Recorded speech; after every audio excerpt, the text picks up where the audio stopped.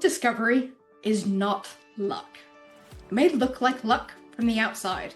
One author seems to get recommended everywhere. Another has a book that quietly disappears into the digital fog. One gets speaking invites, podcast opportunities, and inbound inquiries. Another gets the occasional royalty check and a creeping sense of doom. But most of the time, discovery is not random. It's built. For business authors, discoverability comes from the way your book, metadata, website, content, authority signals, and business ecosystem work together. The stronger the connection between those pieces, the easier it becomes for the right reader to find, understand, trust, and act on your book. In this video, I'm going to bring everything that I've been talking about over this series together into the practical steps authors can take now to make their books easier to find.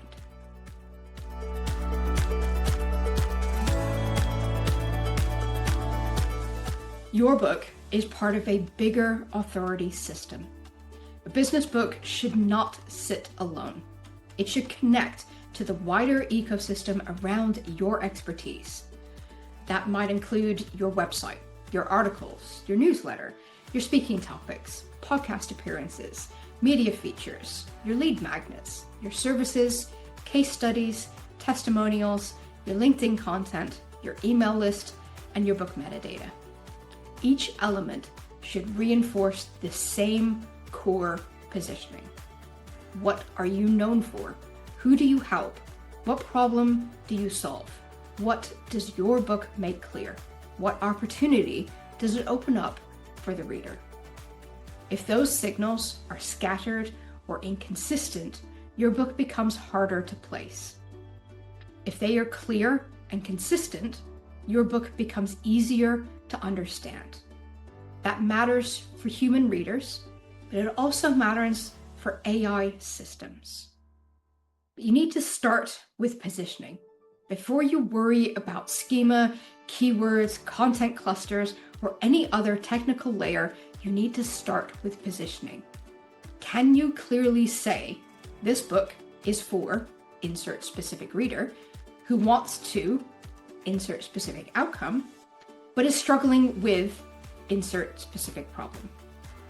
For example, this book is for established consultants who want to build authority beyond referrals, but are struggling to turn their expertise into a visible, scalable platform. That sentence does a lot of work. It identifies the reader, it names the desired outcome, it acknowledges the problem, and it creates a clear discovery pathway. If you cannot say that clearly, the rest of your discoverability strategy will be weaker than it needs to be. Then, strengthen the infrastructure. Once your positioning is clear, the next step is to make sure the infrastructure around your book supports it. Your metadata should reflect your positioning. Your book description should speak to the reader's problem and desired outcome. Your website should expand on the book's ideas and answer the reader's likely questions. Your author bio should reinforce your credibility in this subject. Your articles and interviews should create a body of authority around your book's subject. Your schema and structured data should help search engines understand what each page represents. Now, none of this has to be done all at once. In fact, trying to fix everything in one heroic burst is usually how good strategies die face down in a Notion board. Start with the highest impact pieces.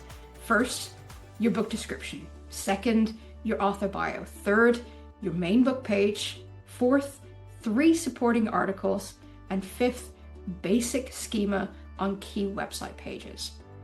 That alone will put you ahead of many authors who published the book and then left the discoverability infrastructure to fend for itself in the wilderness of Amazon.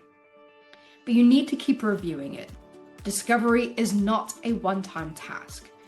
The way readers search changes. The language in your industry changes. AI tools change. Your business changes your positioning may sharpen over time. That means your metadata, your website copy, and supporting content should be reviewed periodically. Not every week, not obsessively. We're building a strategy, not summoning demons. But once a quarter, it is worth asking, is this still how my ideal reader talks about the problem? Is my book still positioned clearly? Are there new questions that I should be answering? Are there new reviews, interviews, or case studies that I can add? Is my website still the clearest source of truth about my book? Small updates can compound. So your takeaway for this final video in the series, I want you to run a simple book discoverability audit. Score each of these from 1 to 5. Number 1, my book description clearly explains who the book is for. Number 2, my metadata reflects reader intent, not just broad topic keywords. Number 3, my author website has a dedicated page for my book. Number 4, my website answers common questions my ideal reader might ask. Number 5, my author bio clearly reinforces my credibility on this subject. Number 6, my content consistently connects my expertise to my book's subject. Number 7, my book page has or could support structured data and schema. And finally, number 8, my book has a clear next step for interested readers. Anything that scores 3 or below is a discoverability gap. Choose one gap to fix this month. Not all 8, just one. That is how you build momentum without turning your marketing strategy into a Victorian workhouse. Want the full framework? This video closes my 4-part series on book discoverability in the age of AI. There is a complete blog article on the SWATT Books website that brings this whole argument together. How discovery is changing, why metadata matters, what geo means for authors, and how your website can become a stronger authority hub. I'll include the link for that article in the description below.